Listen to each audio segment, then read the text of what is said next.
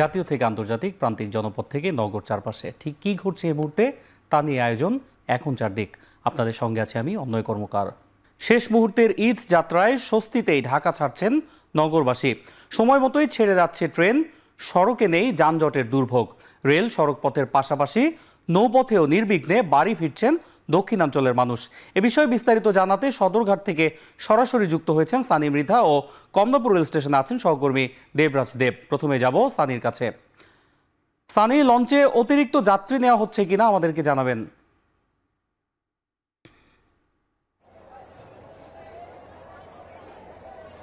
অনয়, আপনাকে যদি বলি যে গতকালকে আর আজকের যে চিত্র, অর্থাৎ এটা কিন্তু অনেক আগের যেরকম আমরা দেখেছি পদ্মা সেতুর আগে যেরকম ভিড় হতো ঠিক একই রকম ভিড় বলা যায়। অর্থাৎ আজকে ভোলা রুটে বা ইলিশা রুটে যে ধরনের যাত্রী সমাগম হয়েছে এটা আসলে পা ফেলার মতো জায়গা হয় না, ছাদ পর্যন্ত সেই লোকজন চলে গিয়েছে। অর্থাৎ আমরা কিন্তু এরকম আজকে আসার পর আমরা দেখি একই চিত্র, প্রায় একই রকম চিত্র বরিশালের লঞ্চগুলো তো আমরা দেখতে পেরেছি। এখন আমরা যেখানে আছি যে পন্টুন ৭, অর্থাৎ এখান থেকে বরিশাল রুটের লঞ্চগুলো চলাচল করে। এখানে বরিশালের যে কটি লঞ্চ আছে সেগুলোই কিন্তু আমরা ডেক যাত্রী থেকে শুরু করে বিভিন্ন রকম বিভিন্ন শ্রেণীর যাত্রীরা কিন্তু এখানে সমাগম করছে।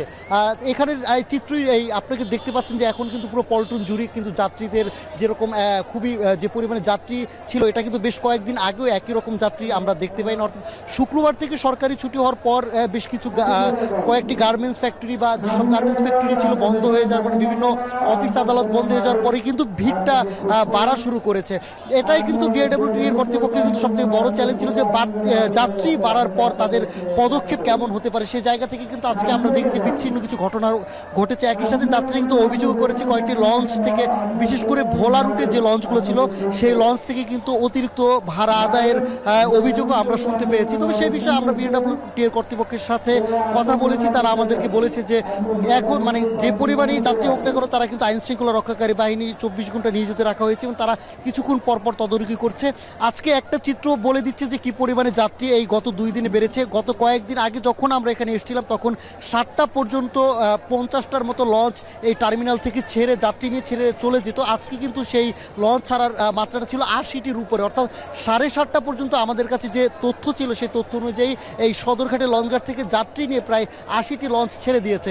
একই চিত্র এখনও কিন্তু লঞ্চগুলো, বরিশালের লঞ্চগুলো মূলত 9টার দিকে ছাড়তে শুরু করে। তবে কয়েকটি লঞ্চে যাত্রী এরই মধ্যে ভরে যাওয়ায় তারা কিন্তু সিদ্ধান্ত নিয়েছে 8:30টার মধ্যেই কিন্তু তারা লঞ্চগুলো ছেড়ে যাবে। এর আগে যখন আমরা বিকেলে আসছিলাম যে যাত্রীদের যে চাপ আমরা দেখতে পাচ্ছিলাম যে জগন্নাথ বিশ্ববিদ্যালয় থেকে সদরঘাট পর্যন্ত যে রাস্তাটি আছে সেটি পরিপূর্ণ জট হয়েছিল। অর্থাৎ মানুষজন এক প্রকার হেঁটে সদরঘাট পর্যন্ত আসছিল।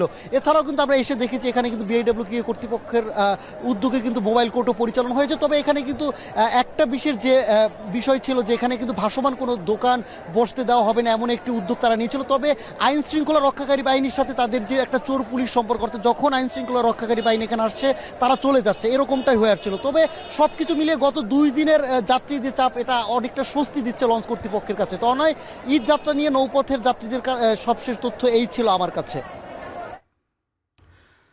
দর্শক, আমরা এবার যাচ্ছি কমলাপুর রেল স্টেশনে। সেখানে ঈদ যাত্রার খবর জানাতে সরাসরি যুক্ত হচ্ছেন সহকর্মী দেবরাজ দেব। দেবরাজ, ঈদ যাত্রার ঘরমুখ মানুষের ভিড় আসলে কেমন দেখছেন? পাশাপাশি আমাদেরকে জানাবেন যে ট্রেনের আসলে কোনো ধরনের শিডিউল বিপর্যয় দেখছেন কিনা।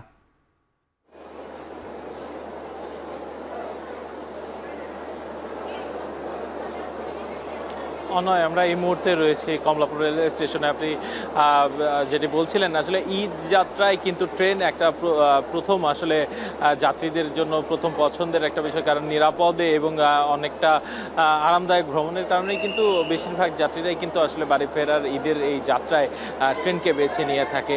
যার ফলে কিন্তু আমরা দেখতে পাই প্রতি বছরই ট্রেনে কিন্তু এক ধরনের উপচে পড়া ভিড় থাকে এবং সেই ভিড়ের যে ঈদে ট্রেনে যাত্রার যে শুরুটা সেটা কিন্তু টিকিট কেনার মাধ্যমে শুরু হয়। আগের বছরগুলোতে আমরা দেখেছি অনলাইন এবং অফলাইনেও টিকিট বিক্রি হয়েছে, তবে এবার অনলাইনে টিকিট বিক্রি হয়েছে এবং সেইখানে যাত্রীরা একদম আপনার কোনো ভোগান্তি ছাড়া আসলে টিকিট পেয়েছে এমনটাও কিন্তু বলা যায় না, কারণ অনেক যাত্রী কিন্তু আমরা এখানে যারা এই যাত্রার জন্য ভ্রমণ করলেন বাড়ির উদ্দেশ্যে, তাদের সাথে কথা বলেছিলাম। তারা কিন্তু বলেছিলেন যে অনলাইনে টিকিট কাটায় তাদের বেশ বিড়ম্বনা পেতে হয়েছে। পেমেন্ট সিস্টেম যেটি সেগুলো ঠিকঠাকভাবে না চলার কারণে কিন্তু তাদের এক ধরনের ভোগান্তিতে পড়তে হয়েছে। তো আমরা দেখতে পেয়েছিলাম যে এখন পর্যন্ত আসলে ট্রেনের যে শিডিউল, সেই শিডিউল অনুযায়ী আপনার 10 থেকে 15 মিনিট সর্বোচ্চ আসলে বিলম্বে ট্রেনগুলো কমলাপুরের এই প্ল্যাটফর্ম ছেড়ে যাচ্ছে। এছাড়া আসলে বড় ধরনের কোনো বিপর্যয় আমরা দেখতে পাচ্ছি না, এবং ট্রেনের কমলাপুর রেল স্টেশনে ঢোকার মুখেই কিন্তু আমরা দেখতে পাচ্ছি যে টিকিট চেকার যিনি রয়েছেন, অর্থাৎ টিটি নামে যাকে আমরা চিনে থাকি, ওনারা কিন্তু আসলে প্রতিটি যাত্রীরই আসলে টিকিট চেক করে যাচাই বাছাই করে তারপরে কিন্তু আসলে কমলাপুরে এই রেল স্টেশনের প্ল্যাটফর্ম এলাকায় প্রবেশ করার অনুমতি দিচ্ছে। এবং সেই ক্ষেত্রেও কিন্তু আমরা দেখতে পেয়েছি যে অনেক মানুষই কিন্তু আসলে ট্রেনের যে সিট, সেই সিট অনুযায়ী কিন্তু আসলে টিকিট বিক্রি না করার কারণে কিন্তু অনেক যাত্রী আসলে টিকিট ছাড়াই এই প্ল্যাটফর্মে উপস্থিত হওয়ার চেষ্টা করলে তারা কিন্তু স্ট্যান্ডিং টিকিট কেটে কিন্তু ট্রেনের যাত্রা করেছে। আমরা দেখতে পেয়েছি যে ট্রেনের ছাদে প্রচুর মানুষ আসলে অনেক অনিরাপদ ভাবেই কিন্তু আসলে তাদের যে বাড়ির যে যাত্রা, সেই যাত্রা করছে। এবং তারা বলছে আসলে টিকিট না পাওয়ার কারণে এবং সড়কপথে আসলে যানের চাপ থাকার কারণে কিন্তু তাদের এই ঝুঁকি নিয়েই আসলে বাড়ি ফেরার পথ ধরতে হয়েছে অন্যয়। আমার কাছে এই ছিল সর্বশেষ তথ্য। এখন পর্যন্ত রেলের শিডিউল কোনো বিপর্যয় হয়নি, স্বাভাবিকভাবেই আসলে ট্রেনগুলো কমলাপুর প্ল্যাটফর্ম ছেড়ে যাচ্ছে। অন্যয়। দর্শক, ঈদ যাত্রার খবর জানাতে রাজধানীর সদরঘাট লঞ্চ টার্মিনাল থেকে সরাসরি যুক্ত ছিলেন সহকর্মী সানি মৃধা, এবং কমলাপুর রেল স্টেশন থেকে আমাদের সাথে যুক্ত হয়েছিলেন সহকর্মী দেবরাজ দেব। ঈদ ঘিরে চাপ বেড়েছে ঢাকা আরিচা মহাসড়কে। বাসস্ট্যান্ড এলাকায় দেখা দিয়েছে যানজট, ধীর গতিতে চলছে সব ধরনের যানবাহন।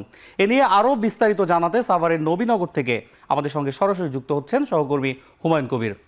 হুমায়ুন, যাত্রীদের কোনো প্রকার দুর্ভোগ পোহাতে হচ্ছে কিনা আমাদেরকে জানাবেন।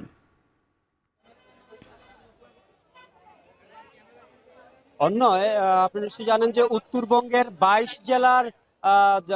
জেলার ঘরমুখী মানুষ কিন্তু ঢাকা রিচা মহাসড়ক এবং আব্দুল্লাপুর হয়ে বাইপাইল যে সড়কটি সেটি ব্যবহার করে কিন্তু যেতে হচ্ছে। কিন্তু প্রতি বছরই কিন্তু নবীনগর এবং যে আব্দুল্লাপুর স্পট, এই দুটো স্পটকে কিন্তু যানজটের হটস্পট হিসেবেই চিহ্নিত করা হয়ে থাকে। এবার কিন্তু আমরা একটু ব্যতিক্রম চিত্র দেখেছি। উত্তরবঙ্গের যে 22 জেলার মানুষের যে যাতায়াত, সেটি কিন্তু এই অঞ্চলে অন্তত সাভার আশুলিয়ার এই পয়েন্টগুলোতে, সাভার আশুলিয়া, নবীনগর, চন্দ্রা এবং শ্রীপুর, বাইপাল, ইপিজেড যেই এলাকাগুলো রয়েছে সেগুলো দিয়ে কিন্তু মোটামুটি নির্বিঘ্নে যাতায়াত করতে পারছে, এমনটি কিন্তু বলাই যায়। তবে আমরা দেখেছি যে হেমায়েতপুর, আমিনবাজার এবং নবীনগর এবং বাইপাইলের যে স্পটগুলো রয়েছে, এইসব স্পটগুলো বাস স্ট্যান্ড হওয়ার কারণে কিছুটা যানবাহনের জটলা রয়েছে এবং মানুষের চাপও কিন্তু বেড়েছে। এছাড়া কিন্তু তেমন কোনো সমস্যা পরিলক্ষিত হয়নি। ঘন্টার পর ঘন্টা যে যানজটে পড়ে থাকার একটি বিষয়, সেরকম ঘটনার সাক্ষী কিন্তু এবার ঘরমুখী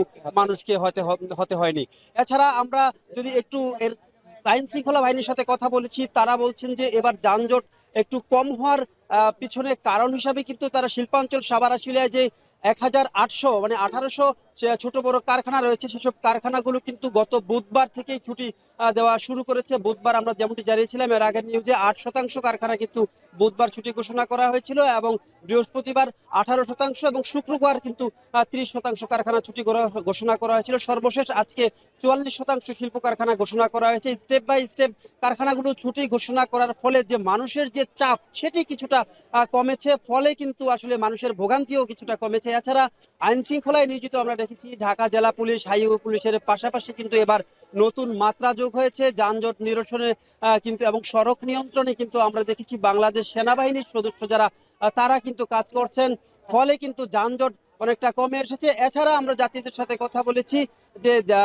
এবারের যাত্রায় কিন্তু তাদের যে টিকিটের মূল্য, সেটি আসলে কোনো কোনো ক্ষেত্রে 1.5 গুণ কিংবা 2 গুণ নেওয়া হচ্ছে। এটি একটি বড় বিড়ম্বনা। এই বিড়ম্বনা নিরসনে সংশ্লিষ্ট কর্তৃপক্ষ যারা রয়েছে তাদেরকে দ্রুত ব্যবস্থা নেওয়ার দাবি জানিয়েছেন পোশাক শ্রমিকরা। এই ছিল আমার কাছে নবীনগর বাস স্ট্যান্ড থেকে ঘরমুখী মানুষের যাত্রার সর্বশেষ নিয়ে বিস্তারিত। অন্তর্বর্তী সরকারকে জনগণ অনির্দিষ্টকাল মেনে নেবে না বলে সতর্ক করেছেন বিএনপি মহাসচিব মির্জা ফখরুল ইসলাম আলমগীর। সন্ধ্যায় দলের ভারপ্রাপ্ত চেয়ারম্যান তারেক রহমানের পক্ষ থেকে ঢাকা উত্তর সিটির ৪২ নম্বর ওয়ার্ডে ঈদ উপহার বিতরণ অনুষ্ঠানে এসব কথা বলেন তিনি। জনগণের স্বার্থ বিঘ্নিত হলে বিএনপি আবারও রাস্তায় নামবে বলে হুঁশিয়ারি দেন তিনি। ফেসবুক, ইউটিউবে বিএনপিকে টার্গেট করে অপপ্রচার চালানো হচ্ছে বলেও এ সময় অভিযোগ করেন বিএনপির মহাসচিব। ফেসবুকের মধ্যে, ইউটিউবের মধ্যে তারা বিভিন্ন রকম কথা বলে এবং তাদের কথা টার্গেট কারা? তাদের টার্গেট হচ্ছে বিএনপি। কেন? তারা জানে যে নির্বাচন যদি হয় তাহলে বিএনপি বিপুল সংখ্যা গরিষ্ঠতায় নির্বাচন হবে। সুতরাং এই দেশে একটা বিশৃঙ্খলা সৃষ্টি করা, একটা নৈরাজ্য সৃষ্টি করা, একটা এমন অবস্থা তৈরি করা যাতে করে এখানে নির্বাচন পিছিয়ে যায়। আমরা এখন বলছি, আমরা এখন রাস্তায় নামি না। জনগণের স্বার্থে যদি কোনো বিঘ্ন সৃষ্টি করা হয় তাহলে বিএনপি আবার মাঠে নামবে। অন্তর্বর্তী সরকার সংস্কারের কথা বলে জনগণের সাথে লুকোচুরি খেলছে বলে মন্তব্য করেছেন বিএনপির জ্যেষ্ঠ যুগ্ম মহাসচিব রুহুল কবির রিজভী। দুপুরের সিরাজগঞ্জের বেলকুচিতে গণ অভ্যুত্থানে নিহতের পরিবারের জন্য দলের ভারপ্রাপ্ত চেয়ারম্যান তারেক রহমানের পাঠানো ঈদ উপহার হস্তান্তর অনুষ্ঠানে এ কথা বলেন তিনি। এ সময় তিনি আরও বলেন, সংস্কার একটি চলমান প্রক্রিয়া। একটি রাজনৈতিক দলের ৭১-এর ভূমিকা বিতর্কিত। তারা ৭১-এর স্মৃতিকে ভুলিয়ে দিতে চায় বলে দ্বিতীয় স্বাধীনতার কথা বলে। অনুষ্ঠানে হতদরিদ্রদের মাঝে খাবার ও ঈদ বস্ত্র বিতরণ করা হয়।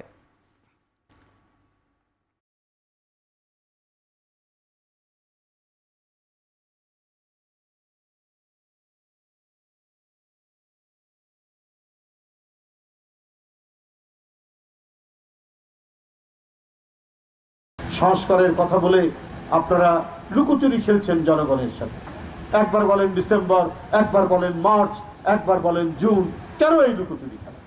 অন্তর্বর্তীকালীন সরকার কেন এই লুকোচুরি করছে? তাদের ৭১ সালের ভূমিকা নিয়ে প্রশ্ন আছে। তাদের রাজনৈতিক দল ৭১ সালে অপরাধ করেছেন বলে মনে করে এখন ৭১-এর স্মৃতি ভুলিয়ে দিতে চান আপনারা?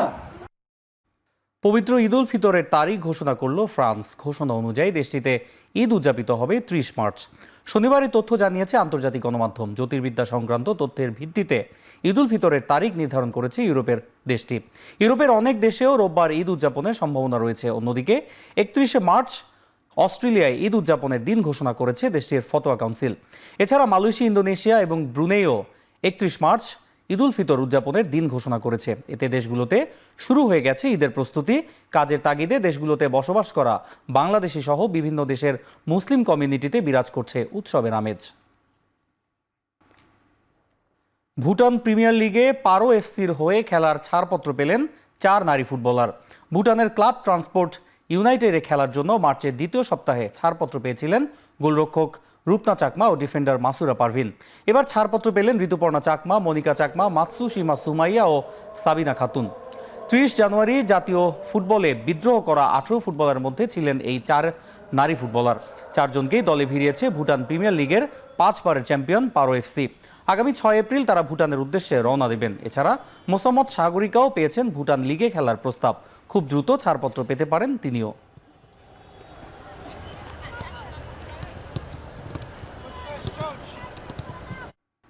শেষ করছি এখন চারদিক। এখন টেলিভিশন ওয়েবসাইটে দেখতে ভিজিট করুন www.ekhon.tv। এছাড়াও ফেসবুকে দেখতে ভিজিট করুন facebook.com/tv.ekhon। ইউটিউবে দেখতে ভিজিট করুন youtube.com/c/ekhon tv।